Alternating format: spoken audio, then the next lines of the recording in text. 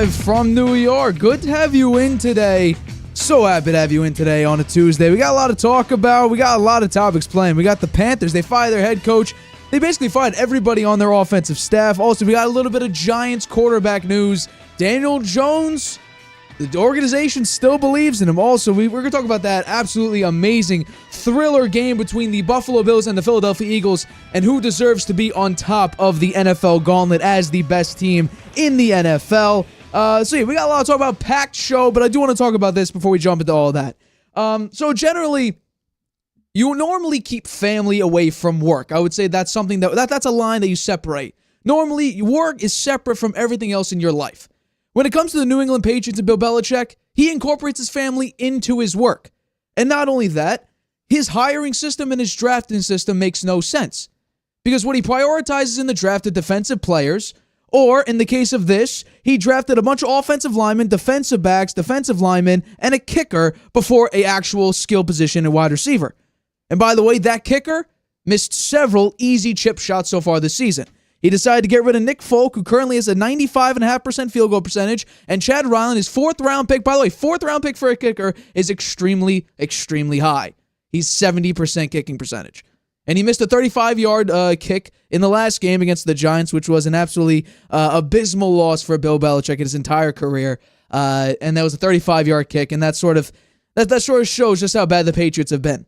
But if you take a look at the Patriots coaching staff, and I think it's very important to look at that, let's go down the Patriots coaching staff because is it, tremendous head coaches or quarterback coaches or OCs throughout his staff? It's Joe Judge, who was a special teams assistant from 2012 to 2019. He's back on the staff, this time as an assistant head coach. What about Troy Brown? For those Patriots fans who know about Troy Brown, he used to play wide receiver for Bill Belichick from 1993 to 2007. He's the wide receiver coach and kick returners coach, or kickoff returners coach, I should say. Adrian Clem. He got drafted by the Patriots all the way back in the second round of the 2000 draft. He's the offensive line coach. The offensive line looks great this year. Bill O'Brien. He coached which was the best Patriots offense we've ever seen. He coached under Bill Belichick from 2007 to 2011, and right now he's the offense coordinator and quarterback coach right now for the New England Patriots. Billy Yates, he's the offensive line coach. He played for Bill Belichick back in 2005 to 2008.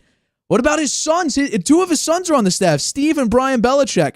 Steve Belichick is the linebackers coach, and Brian Belichick is the safeties coach. Gerard Mayo, he was a tremendous linebacker under Bill Belichick from 2008 to 2015. He's the linebackers coach for New England. There's a few other coaches here, but 9 out of the 20 coaches on Bill Belichick's staff, he's either drafted, or he's formerly had them underneath his staff. No one really well known. No one that did a tremendous job. And not only that, this season may have been one of the worst for Bill Belichick. He's breaking his own records. His special teams, which historically has been coached extremely well, they're graded as the 23rd best special teams. What about the pass rush? He's always had a tremendous defense. Everyone argues there wasn't a single Super Bowl where Brady did not have a top 10 defense. Not only is that not true, and nowadays it's ranked 30th, or graded 30th, I should say. The defense overall, according to PFF, is graded the 24th best defense in the league. What about this pass game? Let's create a more recent scenario against the Giants and Tommy DeVito, who still lives with his parents. His mom still makes his bed. This is the first time in his entire career he has lost to an undrafted rookie free agent. This season has sort of been the culmination of everything that has happened, and people were questioning about, is it Belichick? Is it Brady? Who deserves more of the credit for that 20-year dynasty? I think it's even Rex Ryan now is campaigning on ESPN, and he's I've never seen a bigger smile on Rex Ryan's face than I have when he's talking about this year's New England Patriots, because he's right. It was more Brady. I think a lot of people are understanding that now. It is much more Tom Brady than it was Bill Belichick. Because yes, while Bill Belichick in the early years of the Patriots dynasty did have a tremendous defense, I actually have the number here. We talk about that top 10 defense, right? Well, if we take actually a look at the overall total defense, that first Super Bowl, the 2001 Super Bowl that shut down the greatest show on turf, yeah, it was ranked 24th in total defense. Okay, what about the 2014 Super Bowl, right? Which is Brady's favorite Super Bowl against the Seahawks. 13th. What about 2018, 21st. Now, some of the Super Bowl losses was 2011. They had the 31st ranked defense. That's second to last. 2017, where the mysterious Malcolm Butler benching, where Brady threw for 505 yards. They were ranked 29th. And the rest of them, yes, were in the top 10 for those who are wondering. And even some of Brady's best years, right? He had Randy Moss and Wes Welker in their primes. They never won a Super Bowl with them at the peak of their prime. They lost against the Giants a couple times. So when Brady won, I would say about half the time, I think, with the Patriots, he didn't have a top 10 defense. He actually had an average to very much below average defense. So I think we're seeing now, this season especially, there's a lot of bad choices that Belichick has made. And I don't have the list in front of me, per se, but you got to take a look at the drafts. The amount of complete misses. I think I did it. I think if we count like sort of hits to questionables to definite hits, if you even include those, I think it's about 15% of Belichick's draft picks from 2019, so Brady's last season, to now, 15% of his draft picks have been hits or questions. I think Mac Jones, I think I put a question mark. This was a couple weeks ago when I was doing this. I think I would definitely put him as a no-go. We're going to talk about that later on in the show. So I would say sub 15% of Belichick's draft picks from 2019 to now have been busts. And there's, especially this year, there are some question marks. There's some people who don't even start, and that's another thing. There's a number of those draft picks, some in the 4th round, mostly in the 6th and 7th round, that didn't even play. They didn't even get a single snap with the Patriots. Other on that draft year got traded immediately or released, and another team picked them up and played that draft year on another team. Belichick didn't even really want to play him. They got rid of him, or he got rid of him. So, yes, I still think, and we've seen it in the past couple games, Belichick could still coach defense. I don't think anyone really questioned that. While his defense, according to PFF, has been graded one of the lowest, if we talk about actually, if you look at the total defense, and total defense, for those who don't know, is basically just the amount of yards you give up, I believe they're 8th. I'll bring up the number right now. They are 8th in total defense, meaning the amount of yards you give up. So he could still coach defense. He actually, this Patriots team, I believe teams were 48-0 when you allow 10 or fewer points in a game. I think the Patriots were the first team to drop 2 losses. I know against the Colts, they were the first team in NFL history to rush for over 150 yards and give up 10 or less points, and they lost that game. This is the second straight loss that the Patriots have only allowed 10 points and somehow lost this. And also, this is the first time in the Bill Belichick era of the Patriots where he's lost. Right now, based on this loss to the Giants, this is the first time in Bill Belichick's era with the Patriots that they have back-to-back losing seasons. 24 years. This is the first time.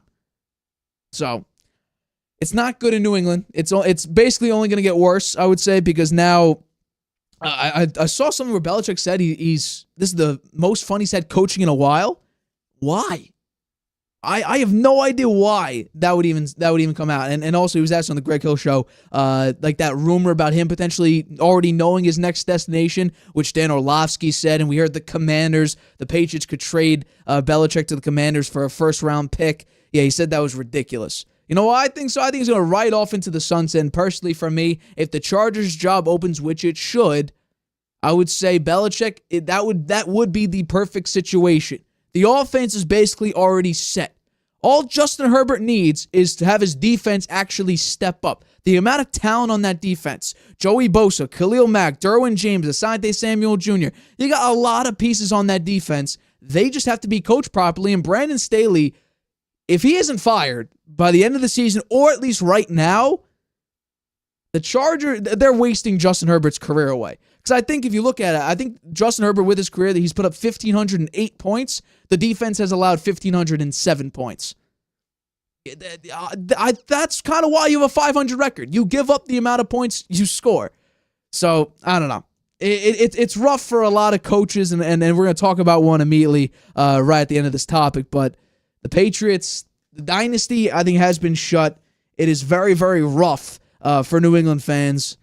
And we're going to talk about it later on in the show, but Bailey Zappi, at least I knew for a while, he ain't your guy. Mac Jones for damn sure doesn't look like your guy. They just signed Will Grier back on the practice squad about an hour and a half before the show started. So, Malik Cunningham, you haven't really heard much about him. He came in there for 2 plays, got sacked, and handed the ball off once. And everyone thought, ooh, Mac Jones the starter, Malik Cunningham could come in and play, maybe do some Wildcats. No, handed the ball off once, got sacked on another play. It's looking very grim. But you know what?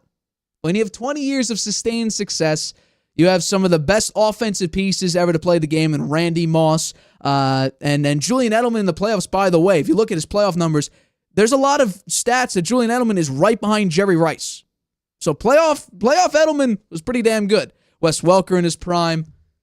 You had a lot of really good pieces on offense, and of course, Tom Brady, the greatest quarterback of all time. You could argue he's definitely in the top 4 greatest players in NFL history, but 20 years of sustained success. I know Patriots fans before 2000, 1992 or 1993, they went 2-14, got Drew Bledsoe, made it to the Super Bowl 4 years later, or 3 years later, I think it was 1992, so 4 years later, in 96, they made it to the Super Bowl and lost. But right now, there has to be a total reset. There has to be a total reset. And with that, I bring in my dad. Good to have you in today, Dad. Let's jump into our first official topic of today's show. So the Panthers have fired head coach Frank Reich, quarterback coach Josh McCown, running back coach and assistant head coach Deuce Staley, all in a matter of a day. Yeah.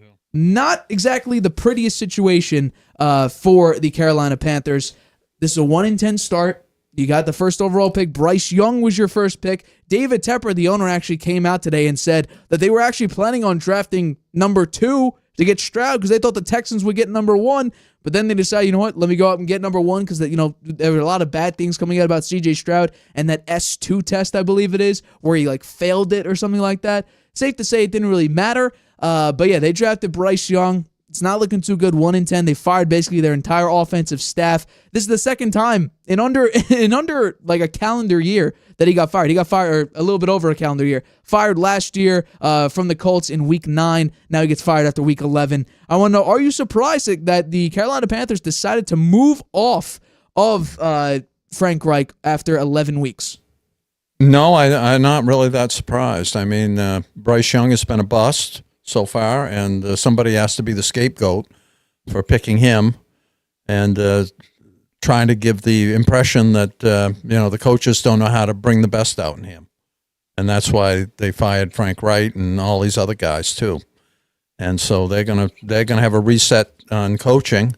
Whether that means that Bryce Young is going to become an elite quarterback or not remains to be seen. And based on what he's shown so far, it's hard to believe that that's going to happen. And I'm sure they're upset that C.J. Stroud is having such a fantastic year. I'm pretty sure the S2 test wasn't about football because C.J. Stroud has really he's the rookie of the year. And if the Texans can make it to the playoffs, he might be the MVP too. We'll see. I would say right now, I definitely put him top 5, maybe, of quarterbacks right now he's playing. I mean, I think a lot he's of people... Rookie. He's a rookie. He's in the top 5. And really, I think if you break it down, you can make an argument. I'm not saying it's definite, but you can make an argument for a top 3 quarterback in the league. For what he's doing, for the team he has, he doesn't have a Travis Kelce. He doesn't have he doesn't have a Stephon Diggs or a Justin Jefferson. He has a Nico Collins and Tank Dell. I think he's a 3rd or 4th round pick. He's tremendous.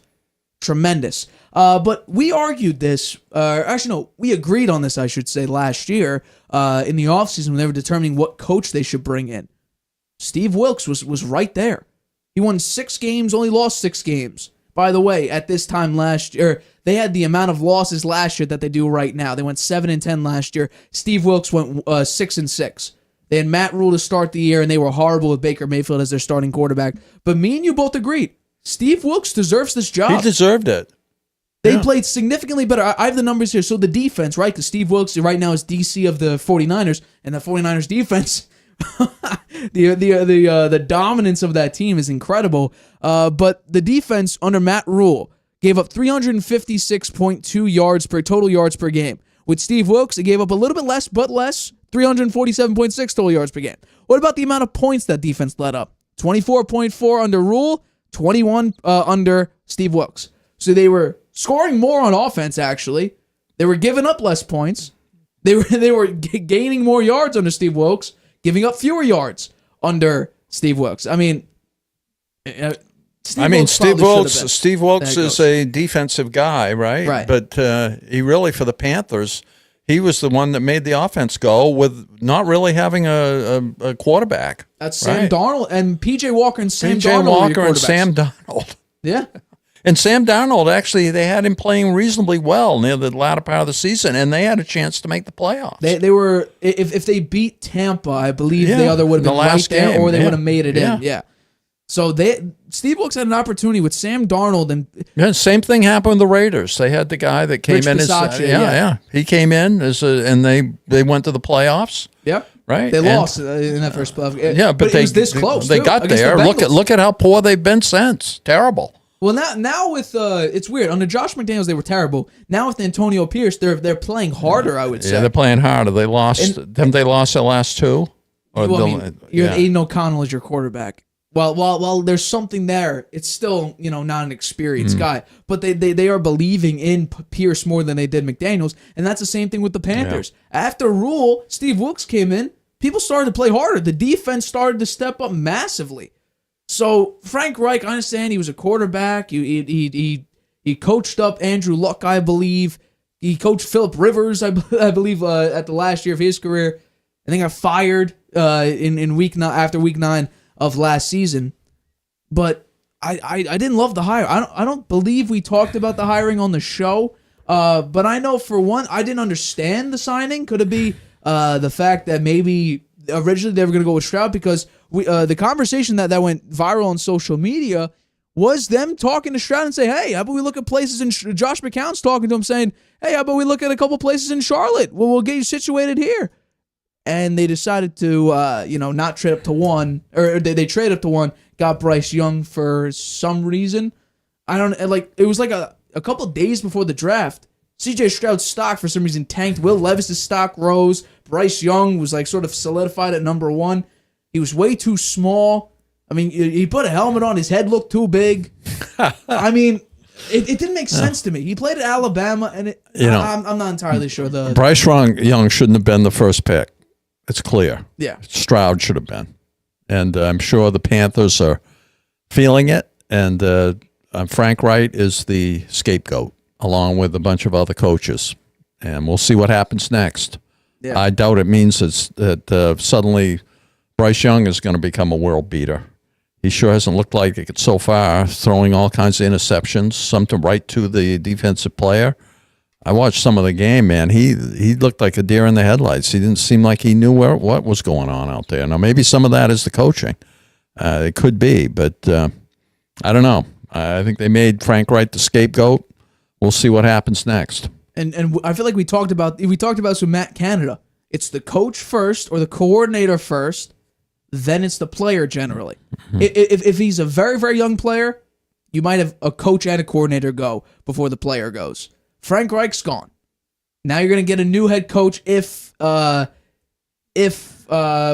Chris Tabor doesn't get the job. It doesn't seem the like Panthers had a very high draft pick last year, right? And then they gave up a ton to move up to number one, and right? they got rid of DJ Moore, their number one receiver. That's right. So they gave up a ton, and it did not pan out at all. And right now, the Bears, who we're going to talk about later on the show, they're reaping those benefits. They're going to reap the benefit. They got right? the number one pick, and Justin Fields is playing, I would say, a little bit better than he has in the past. Now, the wins aren't there because the Bears overall as a team aren't very good.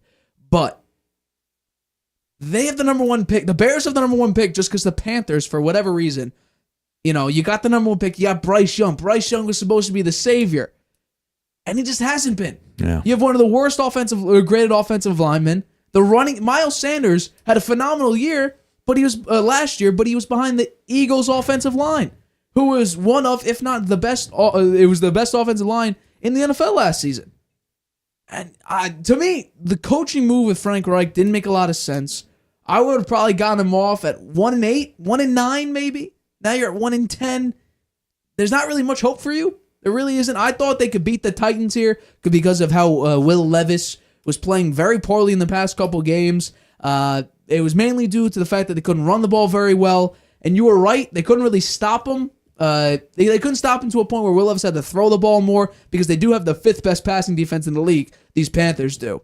They were able to run the ball effectively enough that Will Levis could initiate some play action and make it work effectively. They had a couple opportunities late in this game where they had a few drives where they could go down the field, couldn't come up with points. So the coach is usually the scapegoat. Frank Reich, the hire didn't make a lot of sense to me, and he's gone. So he says, by the way, he said an interesting comment. He says, I'm pretty sure my NFL coaching career is over. I think he's right. But he still wants to coach, so we'll see if a college team wants him or not. We'll have to wait and see. It might be okay in college, He could bring some value to there, I think, depending on what team it is. And if he went back there and picked up a big college job and did really well and made it into the playoff there, he might get back into the NFL again as a head coach. But he's out twice in 2 years, so that's not good. Yeah, no, I would definitely say. So I just want to ask you, I enjoyed your commentary about Belichick and the Patriots. Do you think Belichick's going to get fired at the end of the year? I think I said this before. They're gonna part ways, and it's gonna be one of those. I wanted you to stay, but we gotta let someone go. And that's the thing. How is Kraft gonna let him go? If he does let him go, of course. Well, he extended him so he can let him go and get something in return. Right. And by the way, there was, I think it's Sportico or something like that, came out with their estimate of head coaching salaries. Because, of course, the numbers don't generally get released for coaching salaries. They estimated Bill Belichick's salary is $25 million a year. Well, that's pretty significant money. It's at the highest, I think. I think it's the highest in American sports because they also included basketball as well in that. Monty Williams, I believe, was one of, if not the highest NBA coach. So the question is, why did that get released now? That's also we have to take. Who's leaking this information? Well, he won't get that kind of money if he leaves the Patriots. I don't think. Is he going to have the same amount of power?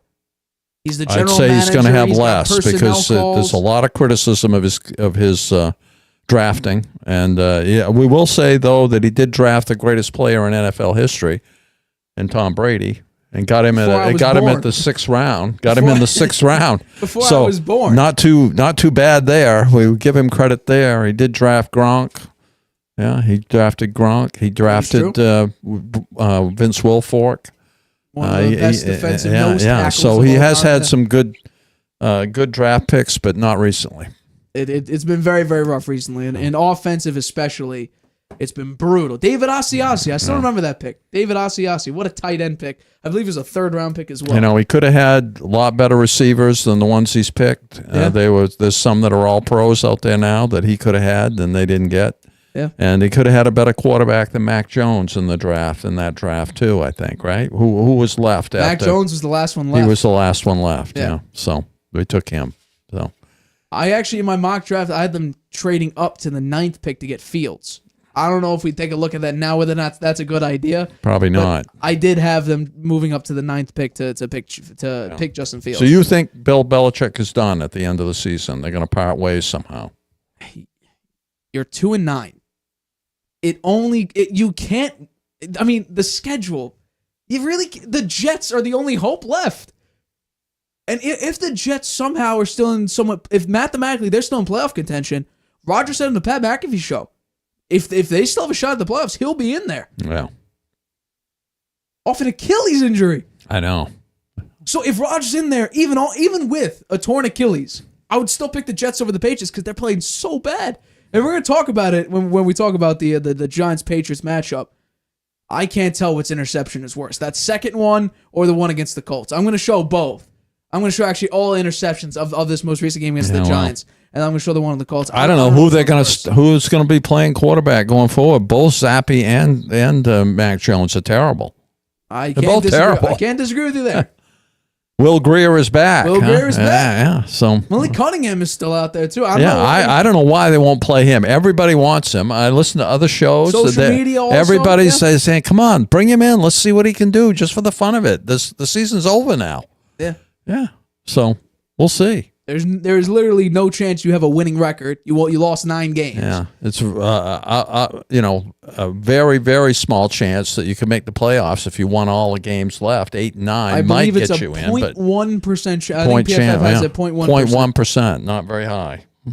The Super Bowl, I believe, is 0. I think technically it isn't 0, but no way they're going to the playoffs this year, unfortunately. It I do think, it's America. What have you done for me lately? We love a winner. We hate a loser, right? Bill Belichick's the winningest coach, active coach in history. Yeah. Only, 17 wins behind the winningest coach of all time. And he's a dog. People want him out. So you got to win if you're in the NFL. Winning is everything. So if you don't win, you're out. That is very well put. Let's move on to our next topic. So yesterday, Giants general manager Joe Schoen had this to say about the quarterback situation for his team. Yeah, they just the expectation is when Daniel's healthy that he will be our starting quarterback. Because I think we're going to have to do something in the quarterback, whether it's free agency or the draft. I mean, just where we are. Tyrod's contract's up. DeVito is obviously under contract, and Daniel, we don't know when he's going to be ready. So, just from an off-season program standpoint, I think that'll be a position that we'll have to look. Again, there's different avenues, free agency or the draft, but we'll have to address it at some point. So what's interesting about what he just said was he said the expectation is for Daniel Jones to start when he's healthy, but then he also said in basically the same sentence that we're also going to be looking at a quarterback situation potentially to draft one or to get one from free agency. How does that make any sense? I don't know. Are you going to draft they have, I think, the fourth or fifth pick? They have the 6th pick right now in the draft. You're not going to get Caleb Williams. You may not get Drake May. You have Penix. You got Bo Nix. You got Jaden Daniels, LSU. So there'll be a quarterback. You got a few pieces out there, but those are like first-round starter material there. You're not going to put him behind Daniel Jones. So my guess would be, I disagree with this. I don't know if I fully believe this. They're going to, if he's available, they're going to draft the offensive lineman from Penn State because their offensive line is terrible. It's one of the worst pass blocking in the league. Daniel Jones was getting murdered out there. You also have the opportunity to draft a few wide receivers. The Washington receiver, I believe, is one. I think Mel Kiper has him in the top 4 picks in the draft. I don't know exactly what the Giants are going to do, but I do have a prediction, and I mentioned this, I believe, yesterday or the day before. So Daniel Jones' contract ends in 2027. He's a free agent in 2027, so it runs up into 2026. There is an out at the end of this next upcoming season. So in 2024 or 5, there will be an out for his contract, where the cap hit basically gets cut into 2/3. So a third of the cap hit of next year. By the way, next year is fully guaranteed. I think it's $31.5 million, $33.5 million. Some crazy number for Daniel Jones. And because it's the Giants, and if you take a look at Daniel Jones, he looks visually, looks very, very similar to Eli Manning. And so I said, I did some research. When is this Texas quarterback going to be eligible to be drafted? 2026, and that quarterback is Arch Manning, Cooper Manning's son, Eli and Peyton's nephew. Just because, and the Giants will want him in the worst way. I don't know. Right, the Giants will want that guy in the worst way. I don't know if I Another fully believe Manning. it, but Another Manning. They got 2 Super Bowls out of Eli Manning. and they drafted whether Daniel deserve Jones, it or who not. looked like Eli Manning. Visually, he does kind of have some appearances of Eli Manning. Daniel Jones, he's similar. That's the kind of And then quarterback they Arch want. They Manning. like. Arch Manning. Why not get a legitimate Manning in there? Yeah. So that's my prediction So for the you don't future. think they'll do a quarterback? They'll go offensive line and wait for Arch Manning. I think because you paid Daniel Jones so much money, $81 million at signing, by the way, $81 million at signing, you're going to try to squeeze every last bit out of Daniel Jones. So that contract, they may need to restructure it in void years down the line to make the cap it smaller and smaller and smaller if they will keep it. But I definitely would maybe put pieces around Daniel Jones. Build up that offense, because Andrew Thomas is the only key piece. Evan Neal, they still, for some reason, seem okay with keeping. He's terrible. When he blocks, he's blocking his own guys. So I don't know why they're still, have faith in him. I wouldn't. He's terrible. One of the worst offensive tackles in the league. But you need to build that offensive line, get a legitimate one. Daniel Jones, we saw last season, when he actually had a little bit of time, and it was a very, very simplistic offensive playbook. He was dinking and dunking his way, but it was to victory. So yes, while I could rip on Daniel Jones for dinking and dunking and having the lowest average depth of target, you could argue not a lot of talent, not really any talent offensively besides Saquon Barkley, and his offensive line wasn't very good. So maybe you get him a legitimate weapon, you get him a better offensive line. It doesn't need to be the Eagles or even the Colts have a pretty good offensive line, or even the 49ers. Just get him one good guard, one good tackle. They already have a tackle, so maybe get another tackle. You have a promising rookie center. Build up the talent, and let Daniel Jones cook for a number of years. And then, at the end of his 4-year contract, let him go. He'll be 30 years old in that 2027 season. You bring in Arch Manning. New York goes crazy because they have another Manning in the building. And, I'm not going to say, I'm taking a complete guess. Will Arch Manning ask Eli if he could wear the number 10? To have Manning and 10 back on that jersey. I would have no say idea. Probably not. Eli won't let him wear it. Namath was perfectly fine with Rodgers taking 12. Yeah. Well, he didn't do it. He didn't do it. He well, went back to what number does Arch Manning wear now? That is a good. I'm not entirely sure. Let's see. He might wear 18. He wears 16. 16. So he's right in between there. 10, 16, 18. That's what Yeah. Peyton Manning wore 18. Maybe he could be double Daniel Jones' skill, and there you go. He represents 16 beautifully. So what do you think? Do you think the Giants should be in the quarterback market this season? Or do you think they should stick with Daniel Jones and build up the rest of the team? I think they should stick with Daniel Jones. Interesting. Yeah. So you believe in him? He had the good season. You got to say that the offensive line really was a sieve. I mean, the first couple of games, he was brutalized. I mean, the Cowboys in the first game, they sacked him, 7 or 8 times? It was terrible. It's crazy. I mean, that's got to rattle you a bit to have that happen. And it happened repeatedly, right? And then he got hurt, and he managed to come back, and he got hurt again. So I would still give him another chance. You got all that money invested in him. As you say, build a team. They still need some other pieces.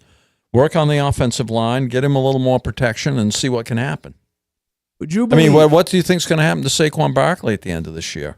The same thing that happened this season. Franchise tag. They'll be discussing a contract, and then they'll just franchise tag him. Yeah. And then this time, the running backs will make a huge comeuppance about not being paid very well, and you could argue that all day and night. And then he'll accept it. And then the day one of training camp, he'll be right back in the building. Yeah. Maybe for another reconstructed deal where it's $900,000 more in incentives. Maybe. Who knows? But I will say this. Yeah, the offensive line was bad. Against the Seattle Seahawks, whose defense isn't great right now, they sacked Daniel Jones 10 times. Yeah. 10 times. Not good. Not good at all. I saw a stat that they only 40 plays this season was Daniel Jones, Waller, and Barkley on the field at the same time. Well, Darren Waller. And Thomas as Andrew well. Thomas, yeah. Well, Andrew Thomas was dealing with injuries all season. Waller once again got hurt. That kind of should be expected. He always gets hurt. He always gets hurt. Saquon Barkley, once again, got hurt. And Daniel Jones had the neck injury. Once again, injuries could play a factor into this. But it looks like Joe Schoen's happy with Daniel Jones so far. I mean, maybe the Giants should take a wide receiver.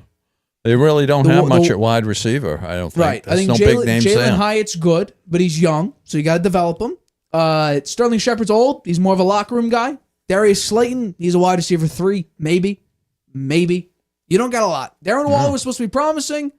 He's a tight end. Right. And what's crazy is that I want to make a reference to this later on in the show, but in practice, Darren Waller was cooking the defense. So much so, they had to actually put him on the side and say, okay, take a rest, Waller, so Daniel Jones could throw it to other receivers other than Waller. And then during the season, you didn't have an offensive line. Yeah. So, I don't know. It is unfortunate, but... I don't think they'll draft a quarterback. In round 1. No. Maybe they'll get one in a lower round. Yeah. If there's one out there that's promising, and they don't have to give up too much, in terms of the pick to get him, maybe they'll do that. But I don't think they're going to go for. I don't think they'll go for one of the elite ones in the first round. I think they'll maybe go for that offensive lineman. Well, maybe you don't even need to because Tommy DeVito, he's cooking. Yeah. Well, if he wins out the rest of the season, right? Then if he wins out the rest of the season, they have a chance for the 7th seed. By the way. Yeah. So if they win every single game. Yeah. What's a record left? What they got for a record? Right now, the Giants are 4-8. They can go 9-8. Yeah, but who they got left to play? They got they're on a bye week right now. Home against the Packers. That'll be an interesting game. Yeah, they might home against the Packers. They could win that one. At Saints, the Saints aren't playing very well. They're terrible. And then at Eagles. I don't think so. Home against the Rams. Maybe. And then at Eagles. They're At not going Eagles to might make be it. interesting because if the Eagles basically win out, they could rest. The Eagles might be resting, yeah. So right. maybe they get a win there, but then they still wouldn't be winning record, They'd right? Because the Eagles will beat them the first time. If they somehow, they would be 7-10. I would say 2 losses to the Eagles. If they win every other game, they'd be 7-10. So well, that would be a decent recovery from their start, which was horrible. Yeah. Right? They were 1-5. Yeah. It's bad. Yeah. It's very, very bad. All right, so we're going to take a break, but coming up, we're going to talk about the Eagles-Bills overtime thriller, and we're going to discuss whether or not the Eagles are the best team in the NFL also. We'll talk about the Patriots. Have they somehow found a brand new rock bottom? We'll break all that down, and also we talk about last night's game as well. Make sure you stay tuned. The Harvey Hour will be back right after this. Whether you're just discovering your voice or taking your show to the next level, you know what the world needs to hear. All you have to do is say it. With Spotify, set up your podcast. Your food podcast. Your mindfulness podcast. Your never thought you'd get this far podcast. And watch those sparks fly. I put a picture of the Drop the episode anywhere people listen. And find out who they're cooking with. Where they're finding inner balance. And why they love your show. You're already a creator. Now you can create, connect, and get paid for your passion with one single free tool. Spotify for podcasters. Talk where the world listens. Using Wi-Fi without NordVPN could mean sharing your private stuff with more people than you think. Stay safe on public Wi-Fi. Get NordVPN's special offer and encrypt your internet connection. NordVPN. Online security starts with a click. Welcome back to the Harvey Hour. My name's Nathan Harvey, and as always, I'm joined alongside my dad, Stephen Harvey. Let's get into our next topic of today's show. The Eagles took down the Buffalo Bills in an overtime thriller, 37-34. I'd say late in that game, Eagles gave up several opportunities. They were literally playing to lose. Several key penalties late. Jason Kelce had a couple of false starts. But with that win, Jalen Hurts has now mounted himself at the top of the MVP charts in front of Mahomes, Dak, Lamar Jackson, and Tua Tagovailoa as the MVP of the league. I'm surprised CMC, if we were arguing who deserves to be MVP, I put CMC up there. Can you put that up again? Sure. You put that really fast. So it's Jalen Hurts is 1. Yep. Patrick Mahomes 2. Dak Prescott 3. Lamar Jackson 4. And Tua 5. Yeah. Those are the odds right now from Vegas? Those are the odds from Vegas right now. Huh. With that win over the Bills, Jalen Hurts does solidify the number 1 spot as of right now. I think that might be right. Interesting. Well, let's talk about it. With the win over the Bills, Are the Eagles officially the NFL's best team after week 12, week 11? I said they were the best team last week before the game was even played. And I think I'm right. I do think they are the best team in the NFL. They can come back from adversity. They've only lost one game. How they lost to the Jets is beyond me. No one will ever figure that out. But look at some of the games they've won. And coming from behind and games where they weren't playing their best football, they managed to win. And that's what it's all about, winning those games. And they beat Buffalo with that the 59-yard field goal there was a pretty impressive feat by Elliott. And then to not lose the toss and still get the ball back and drive down the field after the Bills had kicked the field goal. Hey, and Jalen Hurts run it in. Very impressive. It was a great game. I really enjoyed it, and I picked the Eagles to win, so that made it even better for me. Absolutely. Yeah. And I will say this: the one thing we talked about early on in the in the season was this Eagles team doesn't look the same. They aren't doing these big explosive plays with A.J. Brown and Devontae Smith. They got a lot of new coaches. They do. They have a brand new DC, brand new OC. But I'll say this: they could win under tremendous adversity. In the past few games, they've been outgained. I think the past 3 games, they've been outgained by 100+ yards and still have found a way to win. I picked the Bills to win this game because I thought you just played an incredibly emotional game against the Chiefs, who you just played in the Super Bowl this past season, and you were going to try to win that. Jason Kelce hasn't even beat the Chiefs in his career until this past game. So I thought with that, you would have so much, momentum and energy into that game, and you finally beat them. I thought you may take a half step back because this week you now play the 49ers at home. And the 49ers are favored by 3 points on the road, which is also interesting. But I'll say this. There is one thing that was very, very obvious, especially in that first game against the New England Patriots, where Mac Jones threw for 310 yards and 3 touchdowns with only 1 pick. The defense can get torched. And the numbers definitely say that it can. This season, the Eagles defense gives up the 20th most, gives up the 12th most points in the NFL. They give up 22.4 points a game. What about passing yards? Opponent passing yards, 255.7. That's 29th in the league. What about opponent touchdown to interception ratio? 23 touchdowns to only 6 picks. That's 30th in the league. Opponent third down percentage. Can the defense get off the field? No, it can't. The 30th best opponent third down percentage.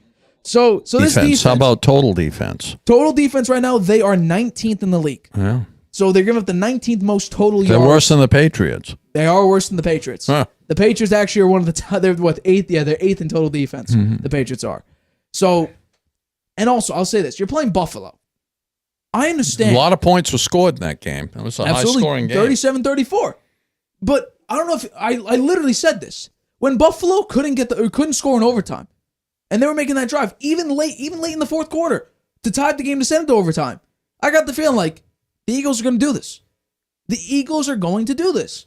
And there's not many teams you could say that with. I'd say before this year, Patrick Mahomes and the Chiefs, you would say, on a late game drive to tie it or win, the Chiefs could do it. This season, I'm still not sure. I agree with you there. The Eagles or this team, yes. I thought the Chiefs were the best team early on, but now I've switched. I think the Eagles are the best team. For me, it's the 49ers. Could it be a rematch of the Chiefs and the Eagles in the Super Bowl? It might be. I hope so. I really hope so. That would be a hell of a Super Bowl. But for me, the best team is the 49ers. It isn't the Eagles. Because, and asterisk, conditional, when healthy, the 49ers are the best team in the NFL. If you take out Trent Williams, by the way, they're 8-1 with Trent Williams. Mm-hmm. You take him out, the offensive line isn't very good. You know what? Debo's out, the offense looks lost. I tend to agree with you, but I would say that the Eagles, if you look at who's the best team that faces adversity and still comes through, the Eagles are better than the 49ers because the 49ers can't win without all their pieces. That is true. Right. That is true. And the defense isn't as good, but Jalen Hurts in this offense, every game you're playing through the trenches here. You are battling it out. Swift, a massive acquisition for the Lions. Wasn't that good on the Lions? You bring him onto the Eagles with that offensive line, he's tremendous. Yeah. He had, a 200-yard rushing game a couple weeks ago. Plus, Jalen Hurts is hurt. Yeah, he's right? been laying up for a number of weeks. He has a knee injury. Yeah. Yeah, no, absolutely. In this game, 5 total touchdowns from Hurts. Josh Allen, he had 4 total touchdowns in this game. But I'll also say this. The Eagles continue Josh Allen's streak. He has 8 games in a row with at least 1 interception. Yeah, he's a turnover machine. He has the most interceptions since 2018. Baker Mayfield was leading in that category. Josh Allen took him over. Josh Allen loses his cool a little bit out there. He gets overhyped. Yes. He gets overhyped. And we talked about Maybe this. it's not losing his cool. He's overhyped. We talked about and this. he makes mistakes as a result of it. He gets too hyped up. Right. And I really think that could stem to the 13-second loss, or that 13-second game-tying play that the Chiefs had, and then they lost in overtime.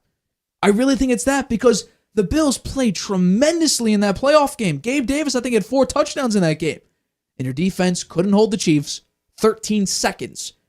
I'm not allowed to I thought that was a coaching issue. We've talked about this. The way they played the bracket defense, it was not the right thing to do. The Chiefs had 2 timeouts. There was no need to. They don't need to do it. But I feel like Josh Allen's trying to make that game-saving play on the first drive of the first quarter.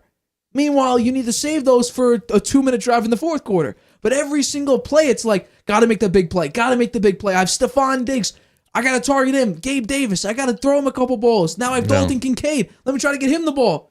But I'll say, James Cook, he's a good running back. But running back consistency has been a problem for the Bills for a number of seasons. Mm-hmm. You got to get the running game better. The offensive line is okay, not consistently great. The Eagles, on the other hand, have a tremendous offensive line, consistent weapons. A.J. Brown's always consistent. Devontae Smith always consistent. DeAndre Swift in the backfield this season has been tremendous. That's why they're the best team in the NFL, Nate. But the 49ers when healthy. Brandon Ayuk, George Kittle, Deebo Samuel, CMC, who, by the way, has scored he's played 27 games for the 49ers. A touchdown in every game. I think he has 29 total touchdowns for them. Yeah. That defense, Fred Warner, Hargrave, now you got Chase Young. That defense is insane. I agree. They're a great team, and it'll probably be the NFC Championship. It will be a rematch. Yeah. Although you could argue, depending on how the season ends, the Cowboys could be in there, but we have to wait and see how they play against really elite teams. Because they've been playing pretty much scrubs the entire season. Giants, Jets, Patriots. Yeah, it's been rough. But for me, it's the 49ers when healthy. I'll give it to you, Eagles, if the 49ers have a few players on offense banged up. Because the defense I like the can't hold. 49ers. I like the 49ers too. I like Brock Purdy. I think he's a great quarterback. I would say, for me, Brock Purdy's the Jimmy G. I don't know. I think he's better. I think he's a little extreme. I think his talent is better than Jimmy G's.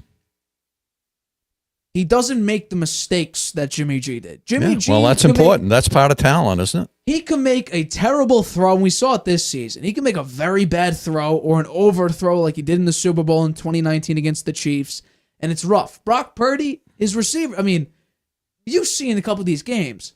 You don't see a guy on the screen. He's that wide open. There's not a guy on the screen. And then you have CMC. By the way, when Jimmy G had CMC, he was incredible.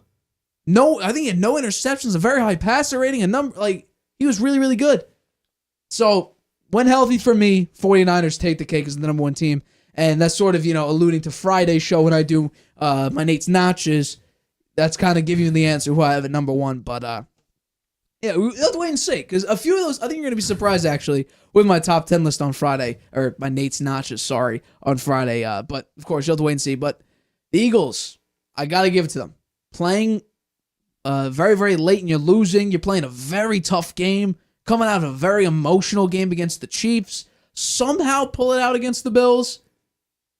I got to give it to them. I'll also say, if Josh Allen and Gabe Davis were on the same page, Gabe Davis was wide open, Josh Allen threw it right, Gabe Davis went left, the Bills should have won that game.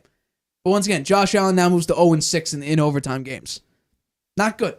Yeah, the other thing I'd say about Josh Allen, when he gets overhyped, he starts running the ball. And one of these days, he's going to get knocked out of a game because he takes some big hits when he starts running. He doesn't care.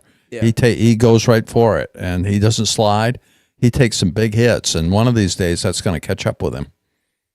I would say that running that he does needs to get. It will be toned down as he ages, but If he gets that far. well, I mean, the dude is built like a tank. I think he's 255, 6'4", 6'5". I mean, the dude's huge. He's a talent, that's for sure. He's got to get it in his head. He's got to get it right in his head. Right. Calm down, Josh. It will pay off. All right, so we talked about two pretty good quarterbacks. Now let's talk about, yikes, the Patriots lost to the New York Football Giants 10-7. Mac Jones, Bailey Zappi, they were playing off each other. Who could throw the worst interception? I think I got to hand it to Mac Jones. But what I found very, very fascinating, which I'm going to talk about right now, is this is the first time in the Bill Belichick era that the Patriots have back-to-back losing seasons. Like I said earlier, I think it's 24 years for the Patriots. This is the first time Belichick with the Patriots has had back-to-back losing seasons. What I found very, very fascinating, in the post-game interview, Patriots defensive end Dietrich Wise had a very interesting comment when asked, is this the same quarterback play you see from Bailey Zappi and Mac Jones in practice?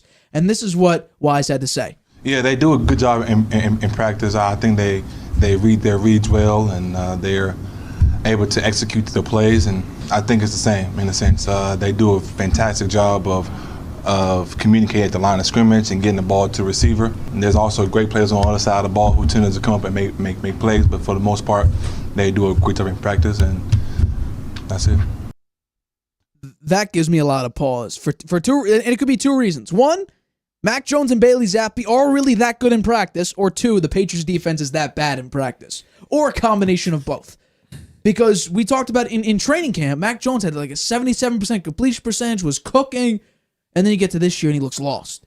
He looks really, really lost. And I mean, if you're telling me they make the right read and everything like that, then tell me about these interceptions, because these were bad. This first one is an overthrow to Pop Douglas. That was just a bad throw.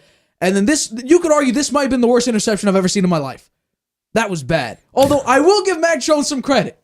This time he made a tackle. He didn't get face planted by Chandler Jones in this one. He actually made a decent tackle. And then Bailey Zappi, did he improve when he came in the second half? Not really. He threw it into triple. No, the first drive he was 5 for 5 and led a touchdown for like 25 yards. He was dinking and dunking his way. But this was a bad interception. But we're going to compare the two interceptions here. Was this interception by Mac Jones that almost was a pick six worse than this one? Which one was worse? That one's worse. The Colts one is worse. Definitely worse. Yeah, no, it's I mean, bad. that was one to win the game right there, and the first one happened in the first half, the Giants game. So that one against the Colts hurt badly. Yeah. That hurt. So we talked about the I felt Giants. pain from that. So we talked about this with the Giants. Should they be in the quarterback market this offseason? But what about should they be in the quarterback market in 2024? Oh, yes, I think so. They're going to have a high draft pick. They ought to pick the best quarterback available and see what happens. So that's it. Yeah. I think that, it's going to go down in history now, if this is Belichick's last season with them, that it was Tom Brady that made the Patriots great. I think there's going to be a lot of people that will make that argument that without him, the Patriots never would have gotten 6 Super Bowls. And there may be some truth to it. I do think that it was a team effort and that Bill Belichick played a big role in it. But if he'd had any other quarterback, even a good one, would he have made 6 Super Bowls? I doubt it. Tom Brady is the reason. He plays a big part in those Super Bowl wins. And it's becoming clearer and clearer as we see the Patriots when seasons get worse and worse. Yeah. Well, last week when we had the Colts discussion after that abysmal interception. Can I say one more thing? Go for it. I'd still give Bill Belichick one more year. I would still give him one more chance. I would. Would you let him draft? I would have some oversight on that and know what the there should be more involvement of other leadership in the Patriots, knowing who they're going to pick, who they're targeting. And I think, Kraft will have a say in the first pick for sure, I would think, who they think they're going to get. And the Belichick won't like that, I'm sure, but does he want to leave the Patriots? I don't think so. I don't think so I don't think he wants to leave. It's been 24 years. Here. I know, and he wants to get that, winningest coach of all time, and I'm sure he'd love to do it with the Patriots, and I hope he gets the chance. We'll see. So I talked about it last week when we discussed the Colts game and what a bad game that was, and I said, let the Patriots draft Marvin Harrison Jr. And then you could draft Jaden Daniels if he's available in the second round, or if Bo Nix is somehow available in the second round, go out and just basically draft the quarterback in round number 2 and give Mac Jones 4 games with a true wide receiver 1 and see what happens. If he performs excellently and is beautiful like his 2021 season was, let him keep being the quarterback. Let that second quarterback develop on the bench. Let Mac Jones be the quarterback. Now, I've already waved the white flag for the Patriots as a team. I'm not waving the white flag of Mac Jones. I'm done with him. I'm officially ending my Mac Jones defense after that second interception. And by the way, we were in the same room when that interception happened. And I cannot believe that throw. Now, players sometimes get the yips, right? Where they're afraid to do something, so they don't do it. Mac Jones has the opposite of that. He's so afraid, he makes the worst possible decision that he possibly can. Instead of not doing something and taking a sack or something like that, he throws it 2 feet in front of him into the arms of a defender that doesn't move. I don't know what he looks. I don't know what he's saying. His confidence is shot. It's totally shot. He's lost out there now, and I think it'd be doing him a favor to let him just sit for a while. I don't think he should be playing. What it reminds me of is Sam Darnold at the end of the Jets' tenure, because Sam Darnold was seeing ghosts. He would throw it to players that weren't even there. And honestly, they were generally in Patriots uniforms, because if I'm not mistaken, there was one game he had like 3 or 4 interceptions against the Patriots, and it was very, very bad. Mac Jones, I don't even think he's seeing at this point. I don't know what he's looking at. He doesn't step into throws. When there's a guy in front of him, he cowers away from him. This is the NFL. And I really think, and I talked about this before, there are 2 situations that happen that screwed with Mac Jones, I think permanently, at least with the Patriots. The first one would be in that 2022 season. I understand Matt Patricia, Joe Judge, definitely not the best hires. But at this point, we look at Bill O'Brien and Adrian Clem, OC, offensive line and quarterback coach. It's worse than last season with 2 unqualified people. In game 3, I believe, against the Ravens, Patriots got smoked. But Mac Jones, Devontae Parker were connecting. Mac Jones was not having a bad game. And actually, in a large part of that game, Mac Jones and Lamar Jackson were going head-to-head. They were right neck and neck at each other. Then Nelson Aguilar had a bad fumble when they were driving late in that game. It set up basically a Ravens win. But I believe on the last, and I think Mac Jones late in that game had 2 interceptions. And then the last throw, which I believe was an interception, it may have been the last throw or one of the last throws, Mac Jones gets hit, suffers a high ankle sprain, and everyone knows the picture of him. He looks like he just got stabbed and screaming in pain. He had to get carried down to the locker room. I think he started to get scared to feel that pain again. So that's why I think when he sees a defender running to him or the pocket breaks down, which it did a lot of this season, but now recently the pass protection has been better.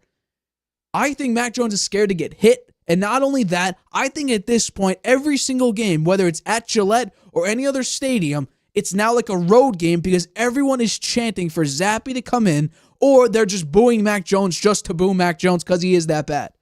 So now I think his confidence is shot because no one is a fan for him anymore. A lot of people coming into 2021 thought he has the build of Tom Brady. He has the skill set of Tom Brady, meaning he's a pocket passer, not mobile at all. He kind of has those features. And he's coming into a system with Josh McDaniels, who basically helped Brady along the way become the quarterback he is right now. Or used to be, I should say. He doesn't play anymore. But it was sort of like this. He looks like Tom Brady. He has the skill set of Tom Brady. We'll see what the kid's got. Well, under Josh McDaniels. He did tremendously. I actually have the number here. They scored the 6th most points. Mac Jones threw for the 14th most yards in the league. He was a top 15 player. That's above average. Yeah. But I think. Well, do you think maybe they draft Marvin Harrison Jr. and they bring back McDaniel? No. They bring back McDaniel. You're drafting a quarterback. I'm done, Mac Jones. I tried to defend him after that second interception. Not only has his throws become indefensible, him as a NFL player for the Patriots, as a quarterback for the New England Patriots, he has become indefensible. I think he's broken. I think he's afraid to feel pain. You're a quarterback in the NFL. It's not a contact sport. It's a collision sport. You're going to get hurt. You're going to feel pain. No one at this point is healthy unless you're Mac Jones and you're scared to get hit. So you avoid... He literally is Tom Brady in his last season playing. Tom Brady did not want to get hit, except he was 45 years old. Mac Jones is like 25. So 20 years older, Tom Brady has somewhat of an excuse. He's 45. He's nearly getting, what's it called? He's 65. Social Security payments. That's what it is. He's nearly getting that. He's a ways away from Social Security. He's 21? He's 19 years away from that? 65 years old. He doesn't need it. He's making $300 million. And he's about to make $375 with Fox. But still, Mac Jones is like 25, 26 years old, and he's scared to get hit. And I think right now, no one is backing him up at Gillette or anywhere else. He's got no fans anymore. And they say he's lost the locker room too. Some of it is self-inflicted because he's played horribly this year. And I don't know if it's true, but you take a look at that rookie year, then you took a look at his injury. Zappe has a tremendous, or I shouldn't say tremendous, because the running game and defense were really good in his tenure, but against the Browns, who didn't have a great defense in 2022, at least at that time, he I think threw for over 300 yards in that game. It was pretty good. Yeah. And then you come in, and then everyone's like, Zappe. I talked about it before. It's the Tom Brady story. First round pick gets hurt. The later round pick comes in, performs very well. He remains the starter. Literally Tom Brady 2.0. That entire situation was right there being played again in front of everybody's eyes. And well, Mac obviously, Zappe is no Tom Brady. I would definitely say that. Yeah. I'll also say this. The media is going crazy with Mac Jones got benched 4 times. You see it everywhere. The internet exploded on Twitter or X. Mac Jones benched. Bailey Zappe in. If anyone read any reports before the game, you know that was their game plan heading in. I told you about it before the game. The expectation was Jones starts, Bailey Zappe will come in at some point. I kind of assumed they'll play one half and one half. Turns out I didn't expect Mac Jones to be that bad in the first half, but I did expect Zappe to come in. So Mac Jones getting benched didn't surprise me whatsoever. Yeah, I mean, they got to be the lowest scoring team in the NFL now. They're 31st. 31st. They're fighting it out for last place. Take a wild guess who's last.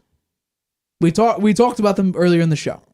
The Giants. The New York Football Giants. Well, they scored 10 points. So the Patriots are 31st. They're averaging 13.5 points. The Giants are averaging 13.3. Okay. So they're right there. Terrible. They're right there. All right, let's wrap up with our second to last topic of today's show. So, your guy, the Pastronaut. Well, Minnesota, we have a problem. Joshua Dobbs, 4 interceptions against the Bears defense. Well, Justin Fields, 2 fumbles late in the game. Back-to-back drives in the fourth quarter. He fumbled it twice. Not a pretty sight. Justin Fields, 276 total yards. Joshua Dobbs did not have a very, very good game. He sort of came back down to earth on this one. You picked the Vikings to win. I want to know, what's your reaction to this game? And if you're talking about, Justin Fields as well, did he potentially save his job with the Chicago Bears after winning this game? I'll first say I was surprised at how poor the Vikings offense played, and I was surprised how well the Bears defense played. The Bears defense played well last night, right? They were in there. They stopped the run pretty well, and they intercepted 4 passes, although I think 3 of them really weren't Dobbs' fault. He threw the ball really hard, and it went through the receiver's hands and went up into the air, and it gave the defense a chance to come down with it. So, in that respect, we could say that Dobbs really only had 1 interception, but he didn't have it last night. They were very poor on offense, and their defense played very well. I mean, they only gave up 12 points. 4 field goals. They didn't give up a touchdown. And they had the game won, actually. They went down there and got the touchdown, and then they got the ball back, and they couldn't get a first down, and that gave the Bears a chance, and they came through and got another field goal. So it was an ugly game to watch, I must say. It was very ugly, and I don't think it said much about the Bears being a contender, or coming out of this terrible slump they've been in and playing better. I think they're still very suspect, and I do think Justin Fields is a talent, but fumbling the ball twice near the end of the game when you have the lead is not good. I'll agree with you there. And that's what's kind of crazy about it. The Bears overall are not a very good team, so much so is that you could pick off Josh Dobbs 4 times, and honestly, you don't win. Well, you win, but you almost lose when you have 4 turnovers. Yeah. 4 turnovers. Not only that, Jalen Johnson could have had another interception. Josh Dobbs almost got picked That's up right. like 5 It was or 6 right times. there. That would have been a pick 6 too. Probably. So much so that you almost lose this game. The Vikings were leading late in the fourth quarter. That's how bad I think the Bears are this year. And you know what? I picked the Bears to win just because I knew, even last week's game, if Jalen Johnson picks off Jared Goff, there's a chance the Bears actually come out with a win against the Lions. But he didn't. They couldn't get the interception. Lions ended up winning this game. I haven't really defended Justin Fields all that well because, start of the year, a report came out that Justin Fields had the most MVP votes at plus 2,000 odds, more than Mahomes, Herbert, and Allen, I believe, combined. And I talked about it. I said Justin Fields isn't going to be the MVP this year. And I did get blasted with comments saying, by the end of the year, he'll prove you wrong. Well, even when he did play, he didn't prove me wrong. Then I understand he got hurt. But even then, his play did not say MVP. But I do think that the team needs to improve. The Bears have 2 top 5 picks. Me, go out with the number 1 pick, get Marvin Harrison, or you could drop down 1 or 2 picks for teams that need quarterbacks and then get Marvin Harrison. Then after you get Marvin Harrison, go get an offensive tackle again because your defense is pretty good. Montez Sweat, beautiful pickup because you lost a couple defensive pass rushers last year.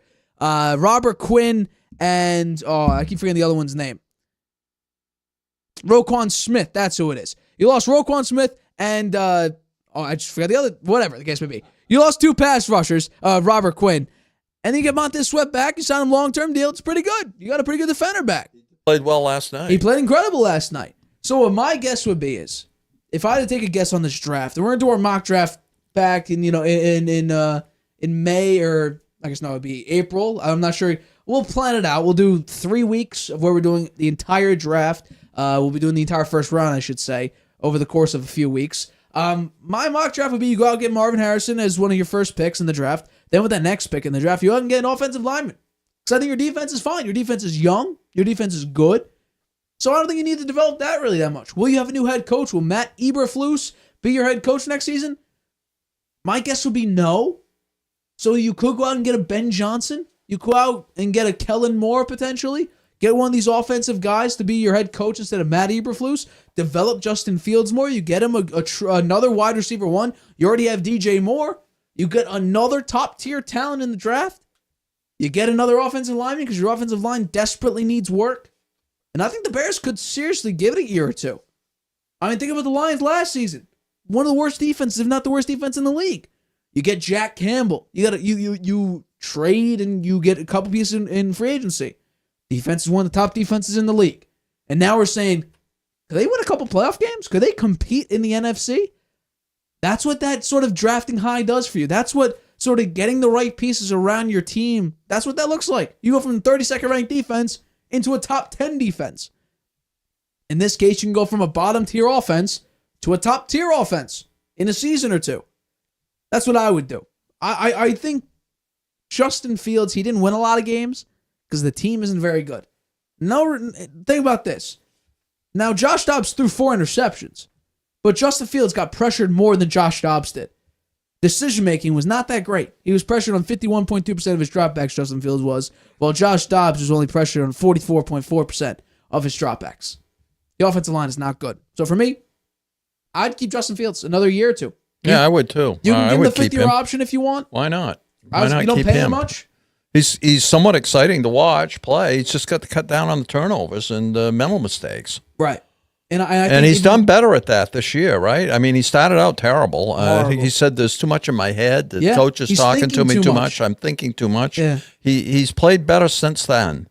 But and then he got hurt, right? Yeah. His thumb, and that was a problem for 4 weeks, right? a couple weeks, yeah. Yeah. So now he's back. See how he wraps up the season. He has played well in several games. Yeah. So, I'd give him 1 or 2 more years. Get him a couple pieces on the outside. He's got a great receiver. DJ Moore is a good wide receiver. Khalil Herbert's not a bad running back as well. Yeah. Just beef up that offensive line. Yeah. I think the Bears could be something. So many teams have trouble with the offensive line. It's very hard. They've got to be better offensive linemen out there. I would think that more college prospects would say, I want to be an offensive lineman because there aren't that many good ones. You don't get paid the money though. The defensive quarterbacks and linemen are better than the offensive linemen, right? It seems like in many teams, like Patriots absolutely. have a terrible offensive line, the Jets have a terrible offensive line, the Giants. Bears have a terrible offensive line, the Giants have a terrible offensive line, the Commanders have a terrible offensive line. Yeah. There's even Raiders. more. The Raiders have a terrible offensive line. Surprisingly, the Chargers have a bad offensive line. So, come on. There's got to be some better offensive linemen out there. Yeah. Or maybe the coaching, that there's no good offensive line coaches, I guess. Where is Dante Scarnecchia when we need him? That is a great question. I mean, I'm not sure, but I do think beef up that offensive line, get a Marvin Harrison. I really think Bears could win 8-9 games next season if you do make those DJ moves. Moore and Marvin Harrison Jr. together? Darnell Mooney as your wide receiver 3. That ain't bad. No, yeah. That ain't bad. Khalil Herbert in the backfield ain't too bad. Yeah, That's all I'm saying. And Justin Fields with a decent offensive line. Hey, I that's why I said I would definitely give them 8, 9, 10 wins next year. Maybe not I 10. don't know. 8 or 9 wins. 8 or I 9 don't know. wins The for- Bears always find a way to lose. They have been poor for many years. Never had a 4,000-yard passer. Yeah. Will Justin Fields be that guy? I have no idea. But history says he won't be. That's what history says. All right, let's talk about Thursday's game. So the Seahawks are going to be up against the Dallas Cowboys. Cowboys favored by 9 points in this game. The Cowboys have been on an absolutely dominant streak this entire season. But if you take a look at their schedule, they've had actually one of the easiest schedules so far. The Seahawks, on the other hand, with Geno Smith having one of the best years last season and having a resurgence of his career, has sort of fallen back down to earth this year. A lot of bad mistakes, even with the amount of talent. JSN, Tyler Lockett, DK Metcalf, capable running backs, a pretty good offensive line. And so far, they're 6-5 and barely holding on to a playoff spot. So I will go first. Who wins? Who covers? I will take the Cowboys to win and cover 31-17 because this team is just way too dominant. When you look at this team from top to bottom defense, Brandon Cooks had a breakout game for the past 2 weeks. He's looked great. CeeDee Lamb is also another great wide receiver. Ferguson, the tight end, is incredible. Tony Pollard, I don't love him as a featured back, but he's been pretty good so far this season. Offensive line's playing well, but I think the big thing on offense is what we didn't see in training camp and in practice. Dak Prescott being relatively safe with the football and not making the key mistakes to turn the ball over like he did in the playoff game against the 49ers. But the big thing is, can you win against a decent to good team? So far this season, they really haven't played winning teams, which is shocking. But against really bad teams, they've absolutely smoked them. So they've done their job against poor teams. Are the Seahawks a poor team? I think they're closer to being a bad team than they are a good team. So I say the Cowboys take care of business, get the 14-point win, and cover the 9-point spread. I'll take the Cowboys to win. Okay, well, I'm doing the same. I'm picking the Cowboys to win and cover, and I've got them at 31-20. The Seahawks picking up 3 extra points compared to what you have there. I think I agree with you. Geno Smith has not been the same as he was last year.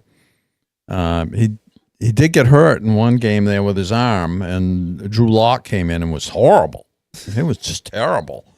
And that's the reason they lost. He threw an interception, and Geno came out at the end and tried to move him down the field. He was moving him, but they just ran out of time. So, that game they might have won. And they are still a playoff team, right? Yep. But I don't think they're going to beat the Cowboys. So Yeah. there we go. We'll talk about that on Friday. Seahawks at Cowboys. We'll discuss that who would have won. Our reaction to the game. Also, on Friday, I do my rendition, my brand new version of Nate's Notches, which is basically my top 10 teams in the NFL. I think a few of them will surprise you and surprise you out there as well. But for this episode of the Harvey Hour, my name's Nathan Harvey. That's my dad, Stephen Harvey. We are the Harvey Hour.